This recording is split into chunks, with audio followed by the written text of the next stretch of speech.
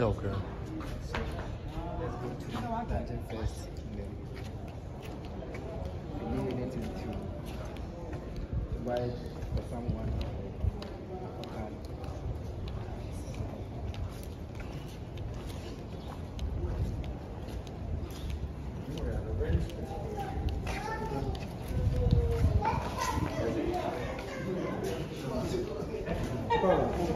You know.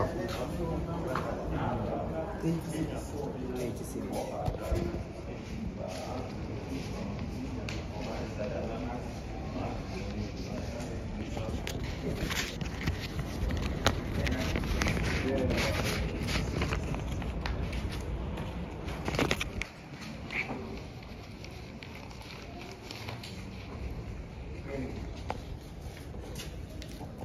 Please come directly.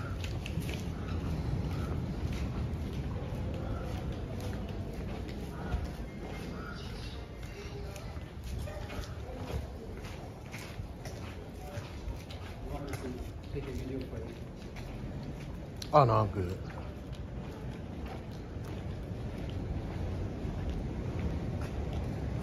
Get the milk and then this way you get the milk slips. Okay. Yeah. There's a course starting here. Okay.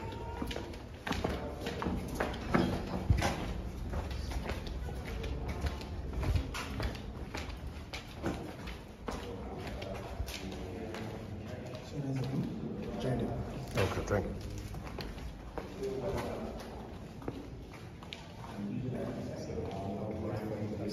All right.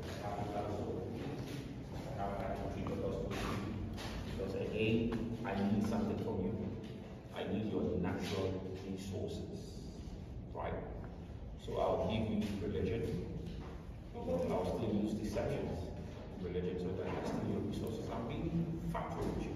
So again, you realize that when the Europeans came to West Africa or Sub-Saharan Africa, the schools, the hospitals, everything was set up by the church. So if you were not a converted Christian, you could not use whatever the church had. Come on. Again, so that was actually forced on us. Again, remember that it is just 67 years, right? It is just 67 years we had independence. Africa had independence. Let me put it that way, because Ghana is the first black country in Africa to gain its independence from colonizer. So you could imagine for the past 300 years, something has been forced on you. It's been forced on you. And now it's more like your way of life. It's going to take some time for you to. So this is what I will say. It's just like, for the past 500 years they were here, these deceptions and all that. So, all the things the Europeans did here had psychological effect on people. Yes, so when we go up, I'll tell you more about this. Even they use our own people for these deceptions. I'll tell you more. Let's have a look at it.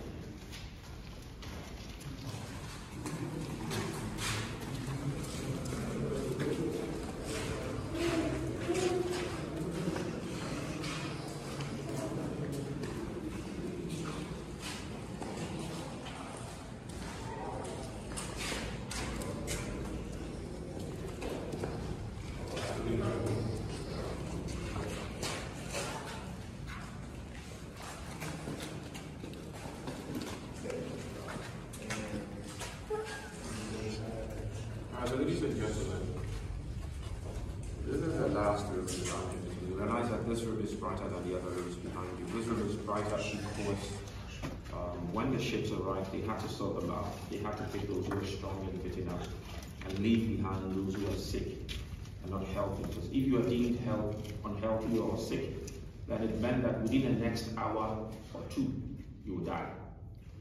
They will not put you on the ship because that space could have been reserved for somebody fit enough to survive. So they took those who were strong and fit from here to the ships. And bear in mind that they didn't go out that way again. This wall here used to be an entrance. So what I'm trying to say is, at some point in time, that end was opened up. there was a way right here. And that way led them through a tunnel, or tunnel, to the door of no return. But today, we cannot go through the tunnel. The tunnel is closed. The British closed it to mark the end of the slave trafficking. So though we cannot go through the tunnel, when we go up again, I will show you some part of the tunnel and the exit. So I'll be very clear to all of us. Now behind you, we have Greek. We have an deep memory of Africans who endured so much during the slave trafficking. And many of them on behalf of people like us, visitors, diplomats, but also many of them on behalf of Africans from the diaspora. That room over there is part of the dungeons. People were held in there. Let me speak briefly about this altar. Today, this particular room is a shrine. This is a sacred place. Here, I'm actually talking about the type of spirituality we practice as Africans before the Europeans arrived. You see, often they tell the African history from the starting point is slavery and colonization. But we had empires and kingdoms. You've ever heard of Hannibal of Carthage? If you've never heard of Hannibal, so this guy fought for the Romans. This guy's coming from Libya, the Africa. We had a Mali Empire. We had a lot of empires. So basically, you can say that there was civilization here before Europeans arrived. And since we were civilized people, then it meant that we believed in something. We had no religion because what we believed or practiced was not invented by any mind. It was inborn because we always had the knowledge and belief that God created us as human beings. And God created us, and therefore God is in us. So if there is God in you, then it is up to you to live a morally upright life. So that when you are no longer on the earth, and you are dead, you can live the afterlife as an ancestor. This was our belief before the Europeans and the Arabs came with Christianity and Islam. We also had deep respect for nature, because again, wherever you can touch, see, or feel nature, God is present. So before the Europeans arrived, this land was an important place because my people or our people came here to communicate to God. But unfortunately, Europeans arrived, the people were forced out. And when the people were forced out, they made us to know that what we practiced before they came was demonic, or satanic. So they've given us something that is good, that's Christianity. Interesting. Again, in the 70s, this altar was erected, the sacred stones was protected. So today, whatever needs to be done here, in accordance with this kind of spirituality, it is done. They call it names, animals, they call it all other names. We call it the indigenous of the African spirituality. So ladies and gentlemen, the male dungeons, any questions or comments before we continue? All right, let's continue. Hello, welcome. Thank you. So I was talking to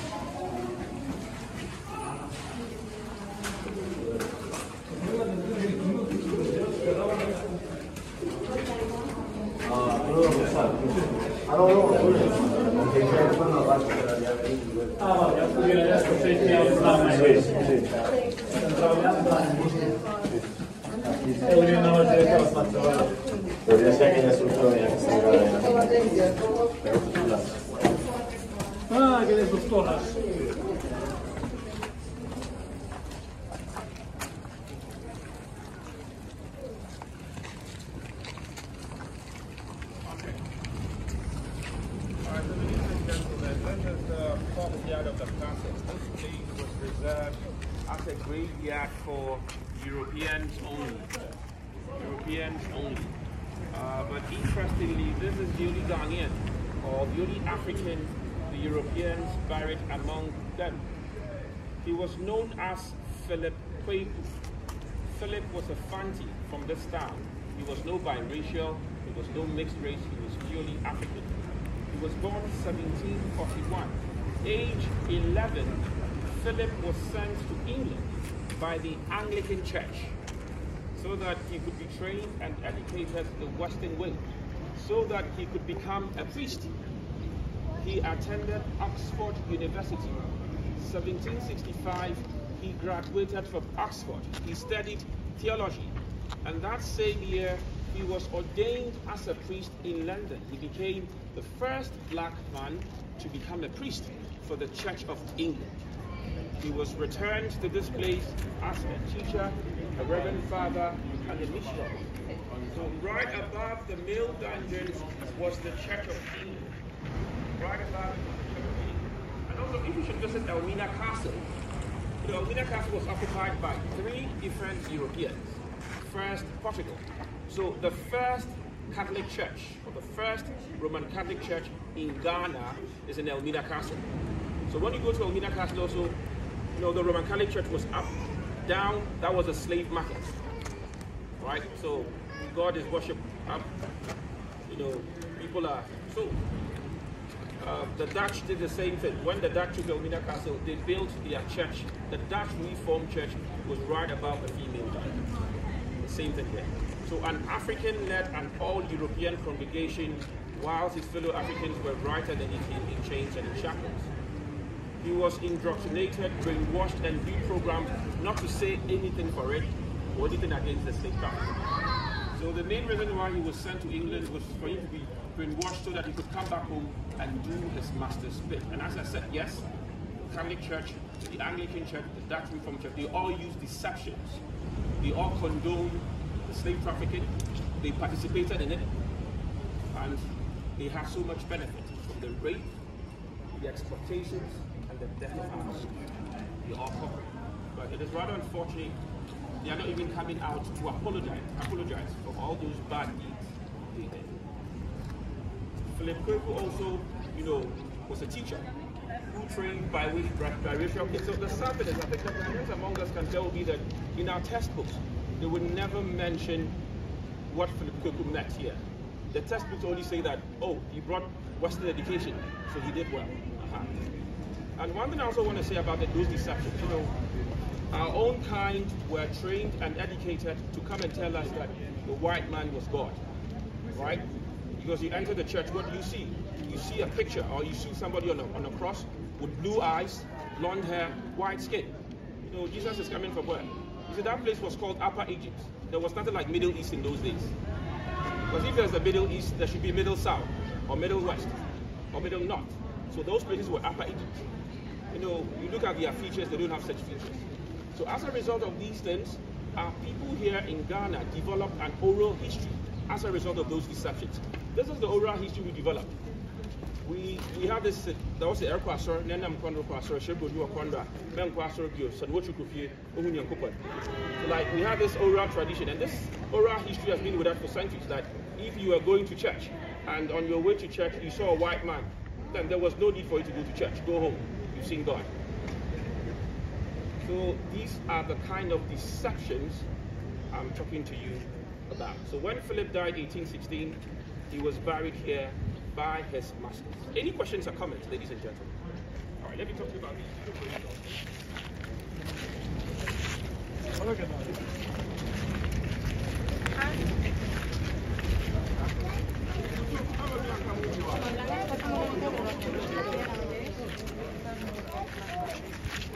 Alright, these ones are all European. The first one here was a governor by name George Maclean. Maclean died in 1847, age 46. He was one of the slave traffickers because he represented those companies who were trafficking Africans away from there. And that is the wife. Her name is Letitia Elizabeth London. She traveled from England to Cape Coast in 1838 to visit the hospital. When she got here, barely 2 months, she was found dead in her husband's room. Some say malaria killed her, others say she took poison when she learned that the husband was cheating on her with another African woman. Others also say the African woman her husband had poisoned her, so we don't know the actual cause of her death. The other one was a soldier by name C.B. White, and he also died 1812, age 38. So these are the known ways that the cemetery is set up. Oh, we are coming here.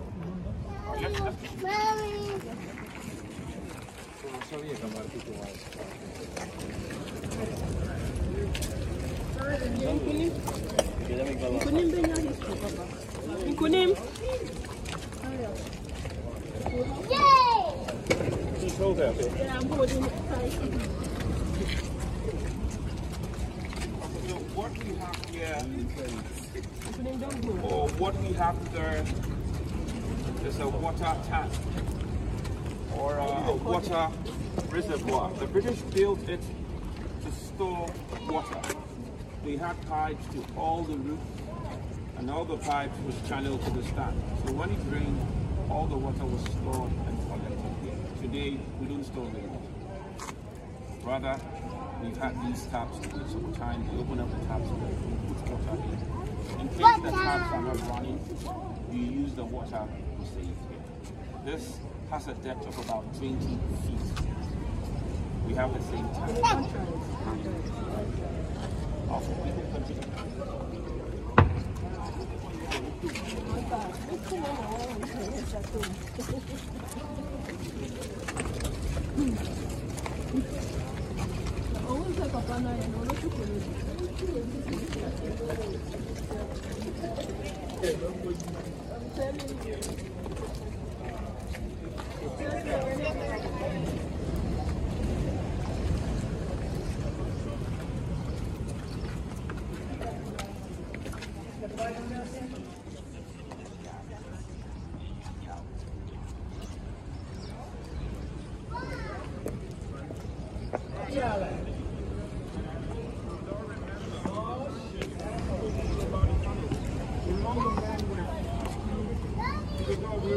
When the ships arrive, we are standing right on top of that tunnel.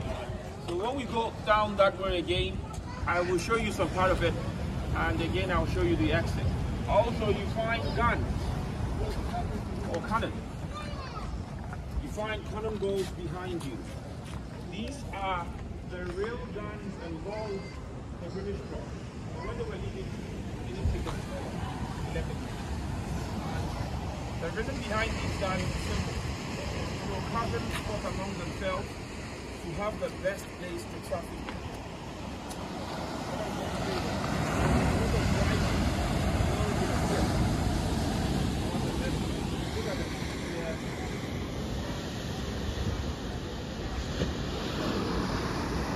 Portugal had this space around 1555. Portugal left.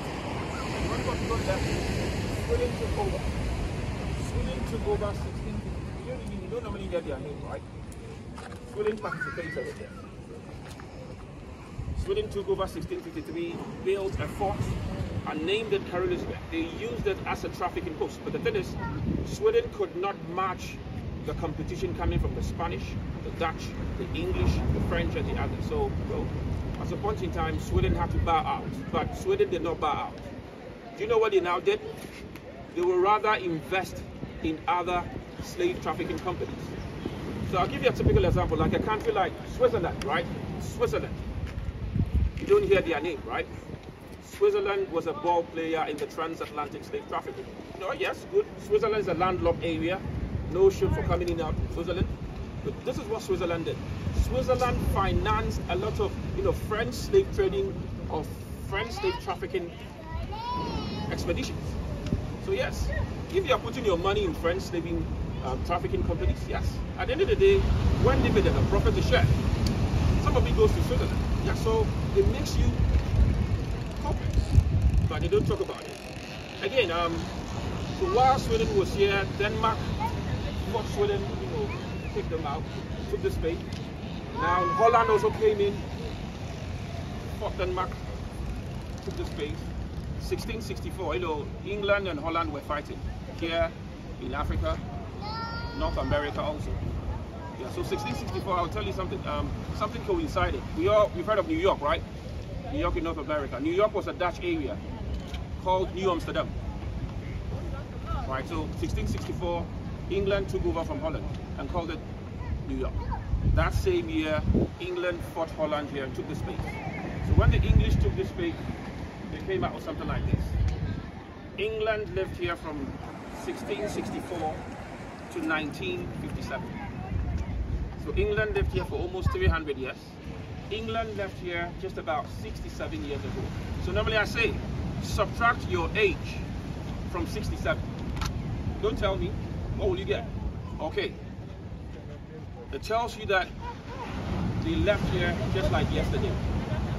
And bear in mind that the Europeans were here for 500 years plus. Yes, Portugal arrived 1471, right? They left 1957. So let's look at 300 years of slave trafficking, stealing Africans from here, right? And when that ended, Europeans did not leave Africa. They stayed and started fighting among themselves again to steal Africa's natural resources. Like when you go to Congo, Belgium and France were fighting. Belgium tells France, hey, I have the right to steal Congo's resources because I came before you, France. Belgium says no. Fine. Fight. Okay, one von Bismarck of Germany realized that fighting to steal Africa's resources is not good. Come on, Africa is big enough for us to share. Why do we fight for it? So they meet in Germany, Berlin, sit on a table, bring in their surveyors, the compass and the ruler.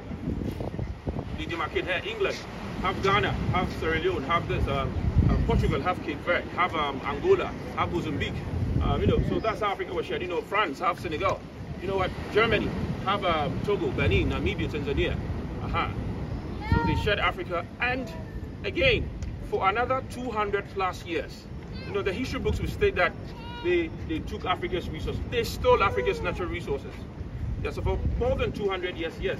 Again, Africa's natural resources were stolen. So it's basically like Europeans have stole from us. More than that, we are able to govern ourselves. As I mentioned, they stole our natural and human resources for 500 plus years. It is just 67 years that we are trying to put those pieces together. Any questions or comments, ladies and gentlemen? All right, let's continue.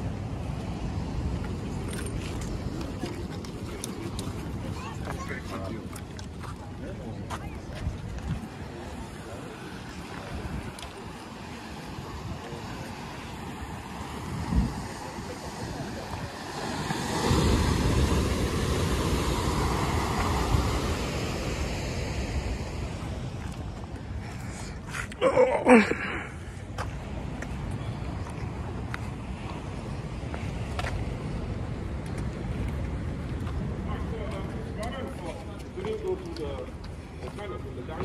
The entrance is closed, the exit is also closed, so there's no way we can go through it, right? Here they built a spy hole. So whilst Africans, the male captives, were forced through the tunnel from the male dungeons and chains and the shackles, some of the British guards would just stand here and watch while they were forced to the door of the British. So if you wouldn't mind, we'll come a bit closer to see it, then I'll show you the exit of the tunnel.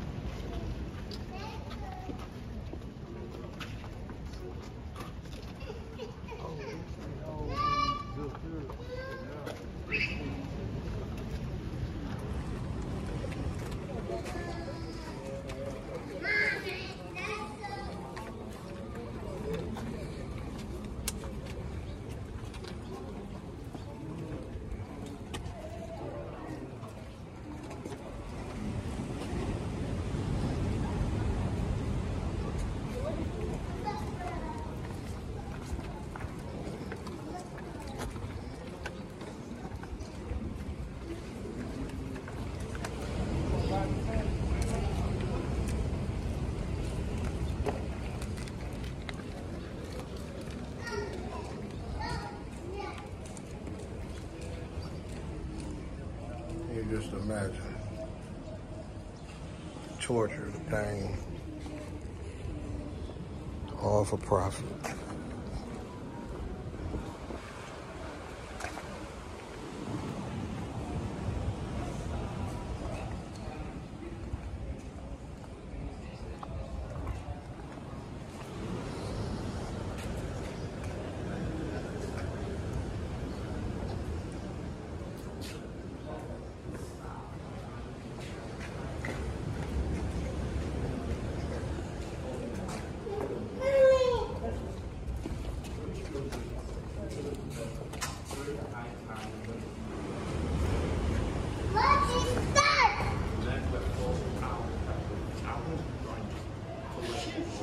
Shoes. I'll show you Shoes.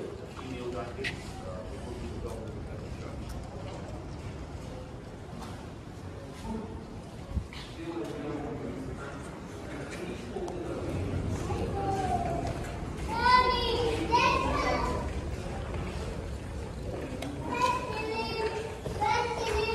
I'm here.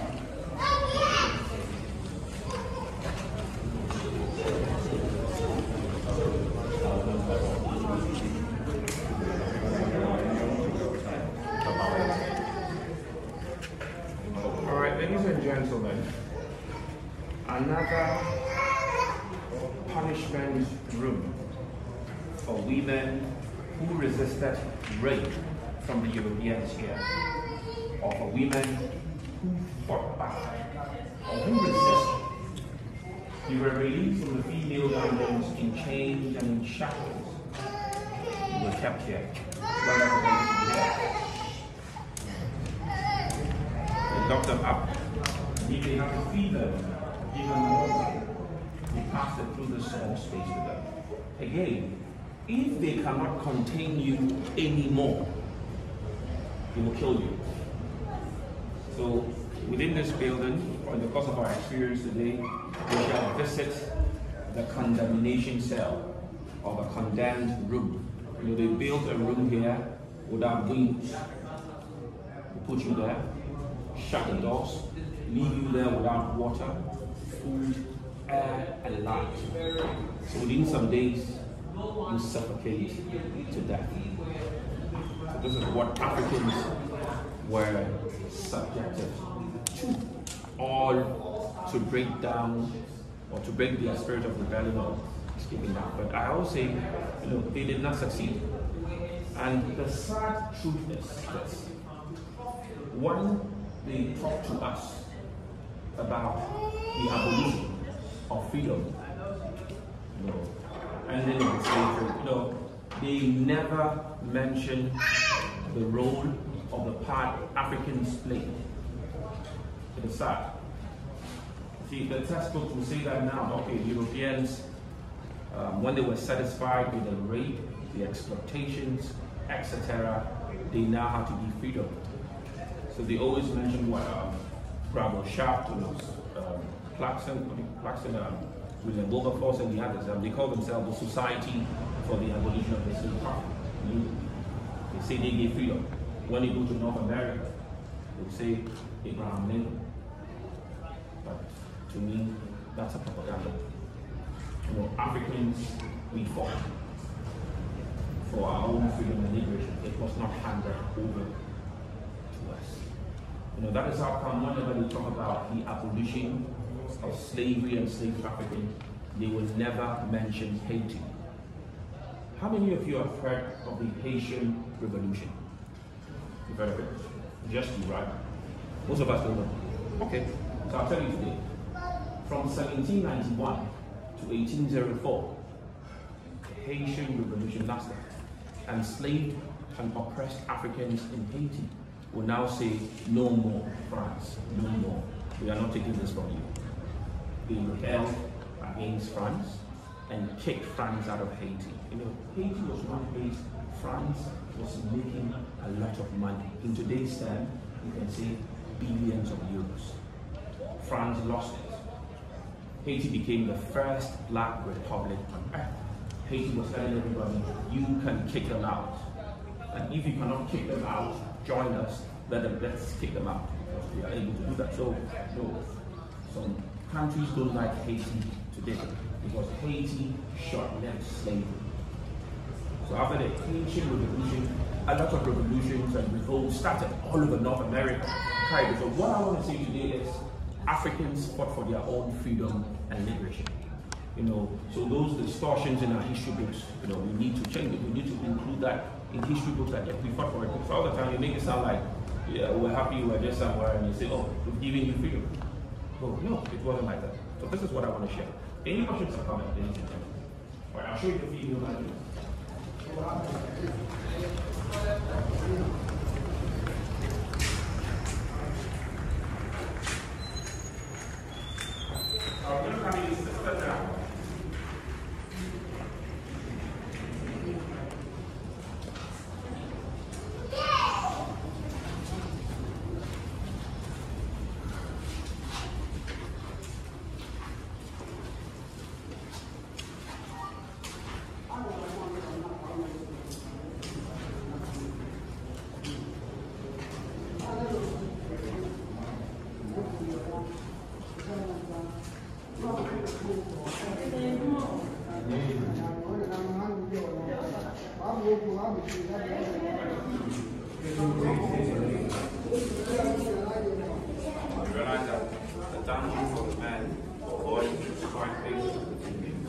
tells you that during the entire course of the transatlantic slave trade, the demand for males was more than females.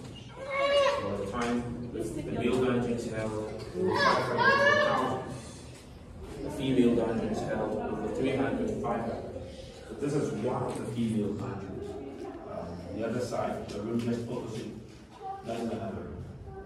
Ladies and gentlemen, over 100 to 200 human beings, women were kept here in chains and shackles. The age range was from 11, 12, 13, 14, 15, 16, 17, 18, to like 45.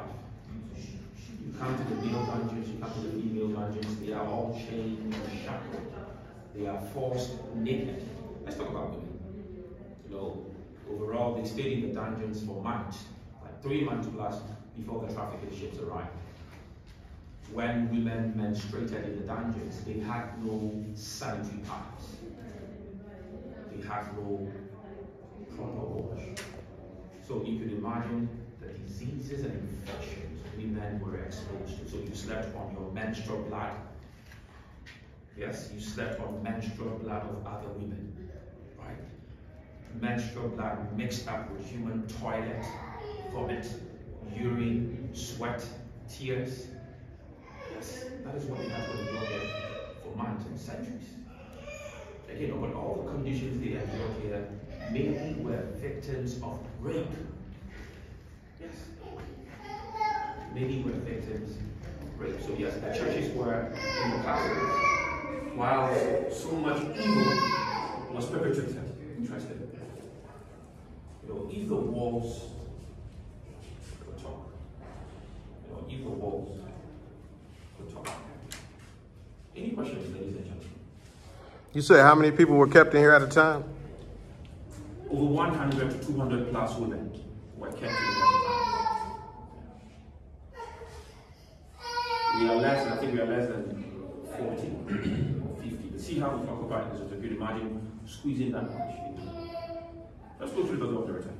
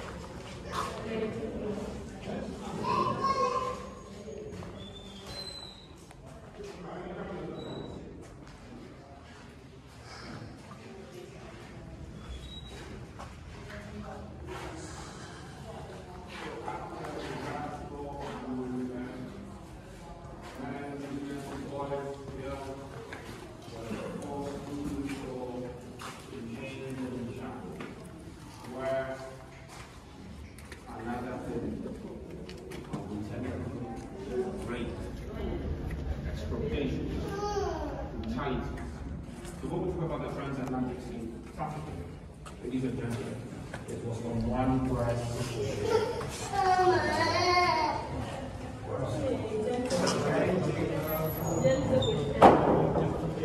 okay, they are going outside. So let's start. I'm coming. Back to the lab.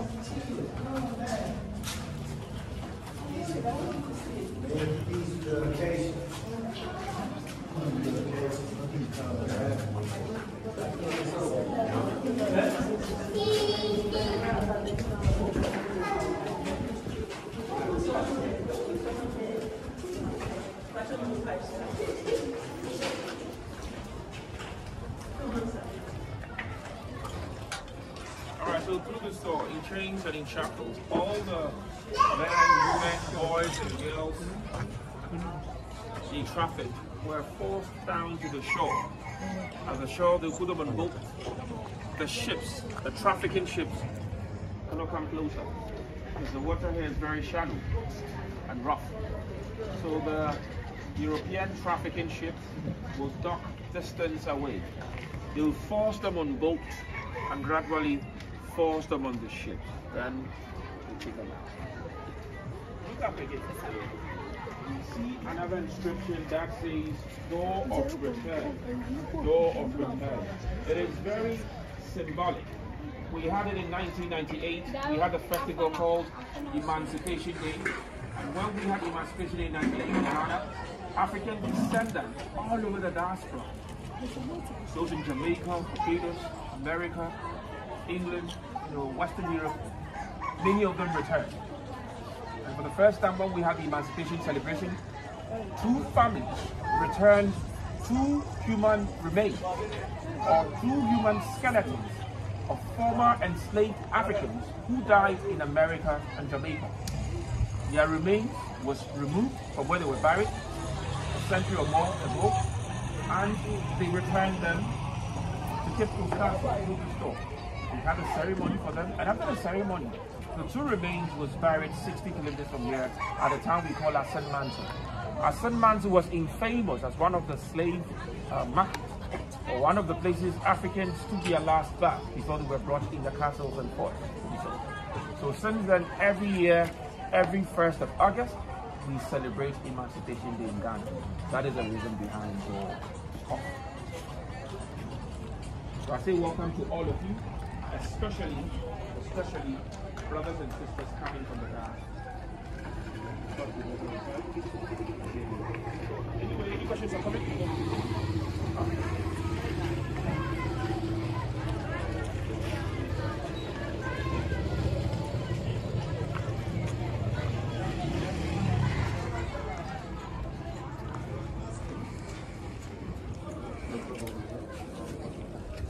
Oh, nothing.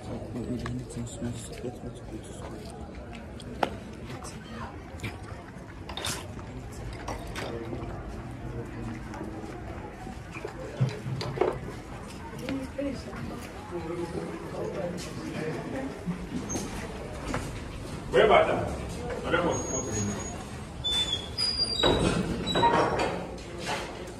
Okay, so the next place will be the condemnation room. So I'm going to show you the condemned where people were associated with the dialogue.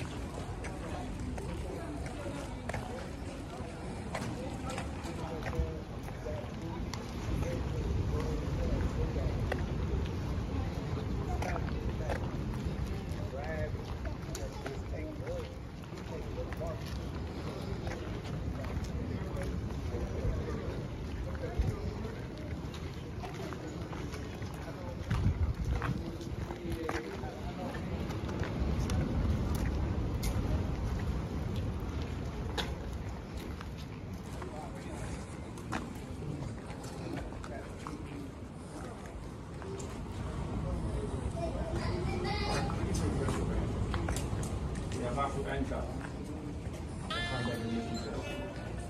Caution, the doors are quite low, however,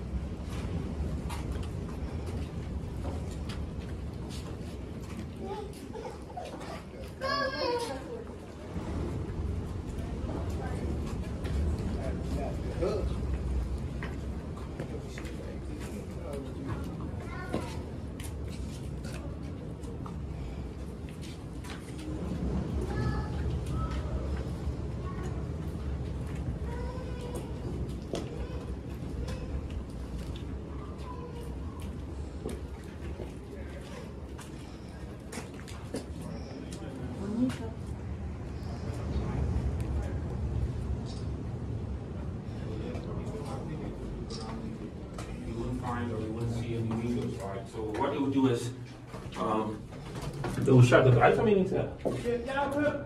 Are you coming in? Huh? Are you coming in? You coming in? Nah. Okay, all right.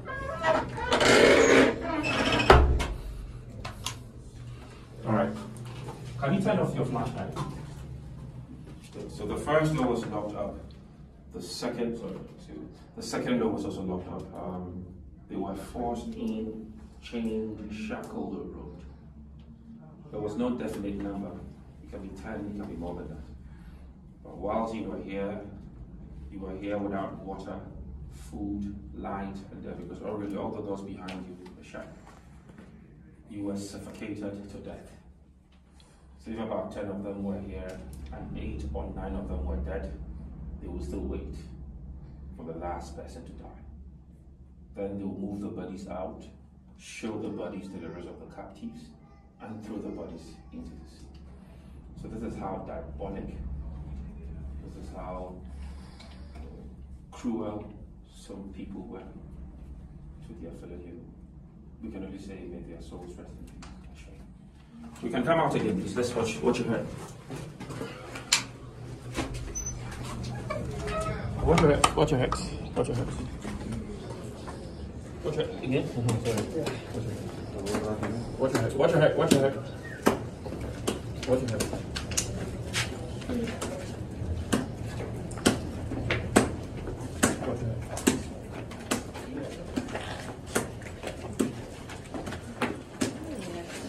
Watch your head.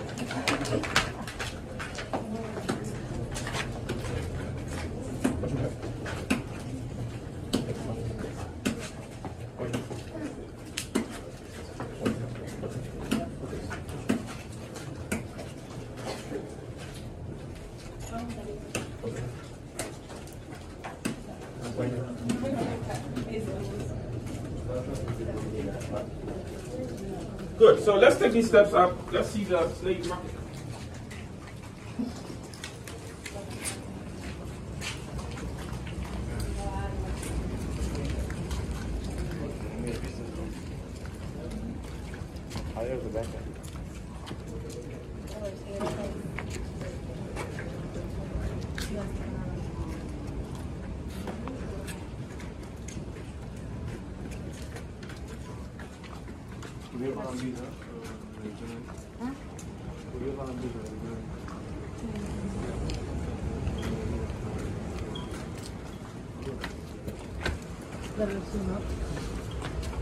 Sí, pues esto de confrontado, esto de entreveis, no, quita,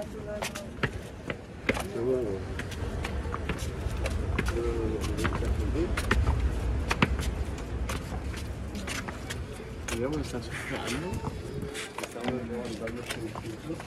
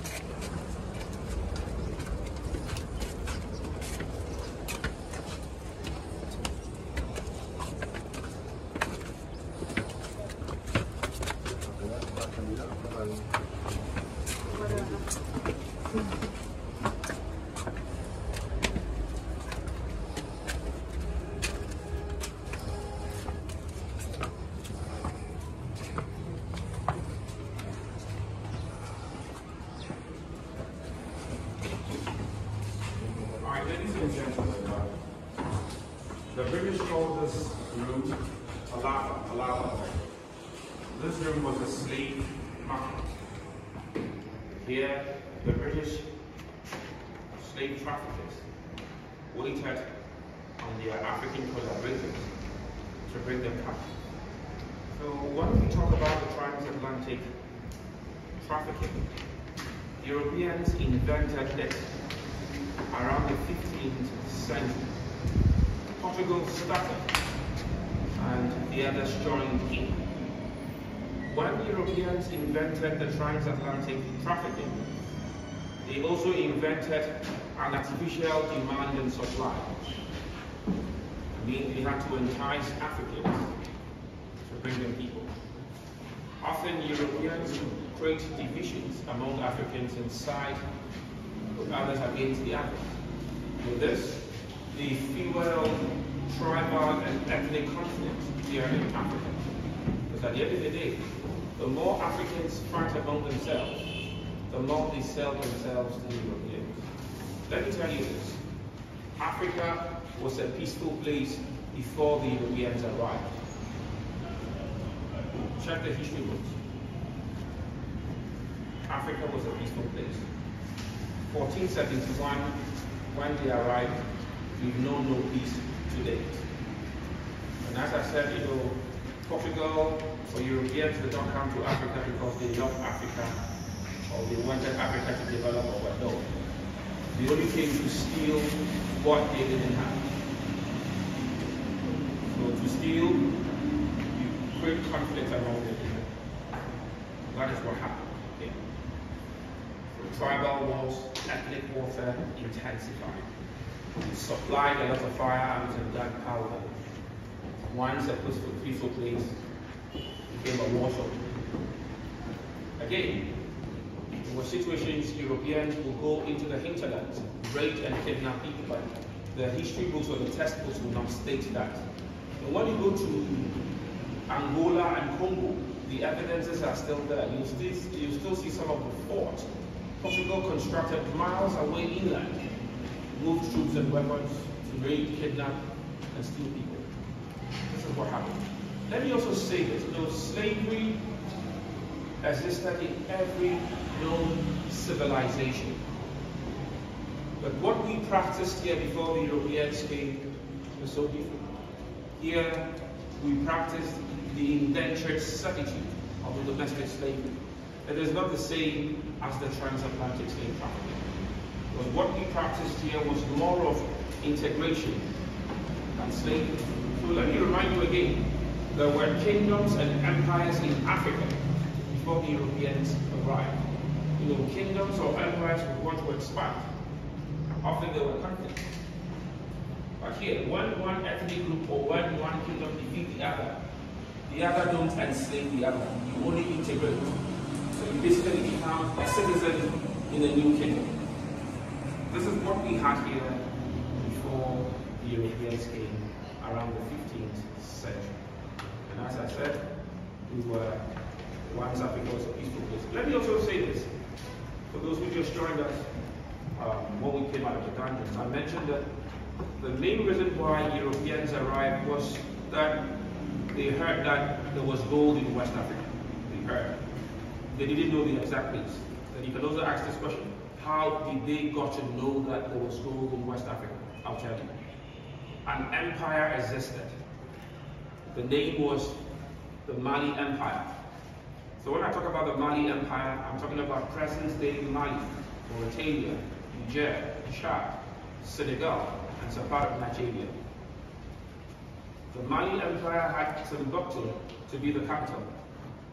And did you know that West Africa had a university and libraries before the Europeans arrived around the 15th century? How many of you know this?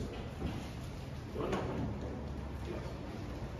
So I'm telling you today, you can find out. You go to Timbuktu around the 15th century, sorry, 14th century, you find a library. The libraries, you find or you see a university. So before Europeans arrived, but I mean, I think there's always been a recognition system arrived. It's always been in change. I like the Arab